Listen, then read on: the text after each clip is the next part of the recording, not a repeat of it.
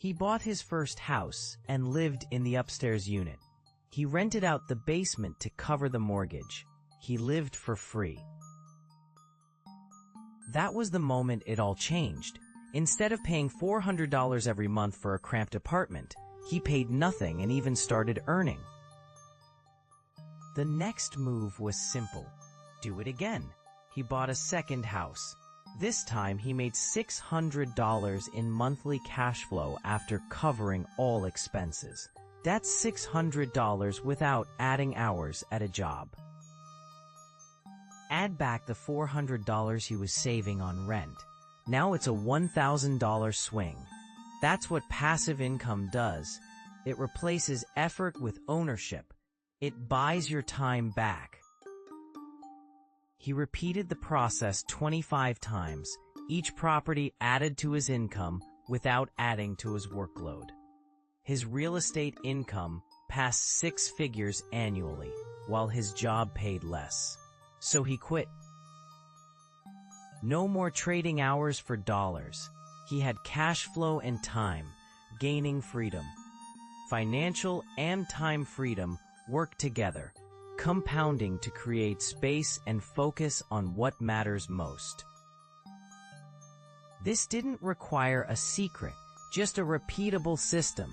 Buy, rent, cash flow, repeat. That system gave him control, not just of money, but of time. That's why passive income is powerful. It doesn't just give you more money. It gives you more choice, more flexibility, more peace, more life. Passive income is the engine of time freedom. But that's not enough. Money and time can't fix everything. There's a third freedom, and without it, you're still stuck. Part 6. The freedom no one talks about, emotional.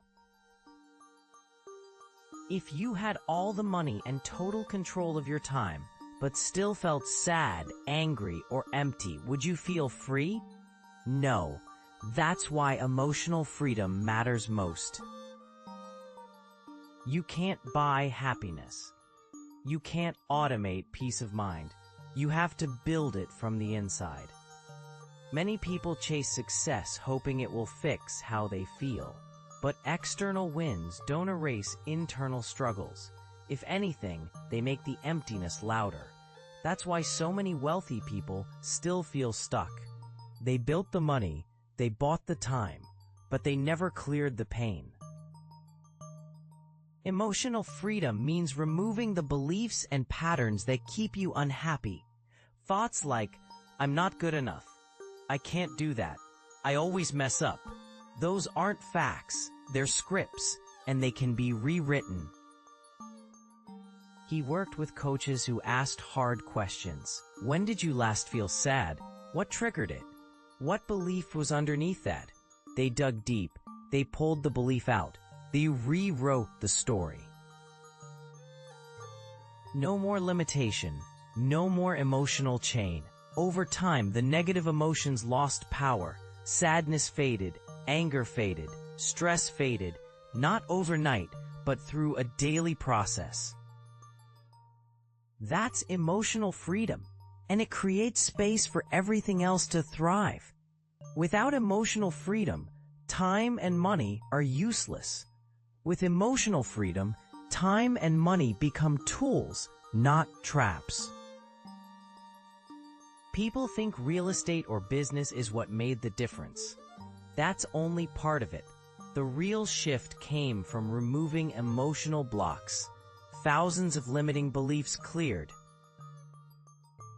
Thousands of negative thought loops replaced. That gave him clarity. That gave him energy. That gave him momentum. And that gave him peace. You don't need to be perfect. You need to be aware. You don't need therapy. You need a repeatable process. He taught it to others. They felt it after one day. Lighter, clearer, stronger, ready. Because when you clear your mind, your life opens up. Here's how it really works. Emotional freedom comes first. You learn to feel good now. not someday. Then you use that clarity to create time freedom. You stop wasting time. You build systems. You make space. Then you use that space to build financial freedom. You invest. You grow. You repeat. This is the real path. Not chasing millions. Not hustling forever. Just building the freedoms in the right order. Most people have it backwards. They think money first. But money doesn't solve what emotion and time can. The right sequence matters. Start with the inner world, then build the outer one. Part 9. Practical takeaways. Ask yourself, what parts of my life waste time but produce no value? How can I delegate or delete those? Where can I create leverage? What's one skill I can monetize that doesn't require more hours? What belief keeps holding me back? Where did it come from? Is it true? What would happen if I replaced it? These questions are the beginning. You don't need all the answers. You just need the habit of asking better ones. Start with 10 minutes a day, write your thoughts, challenge them, rebuild, repeat. Part 10. Final words. Freedom isn't one thing. It's 3.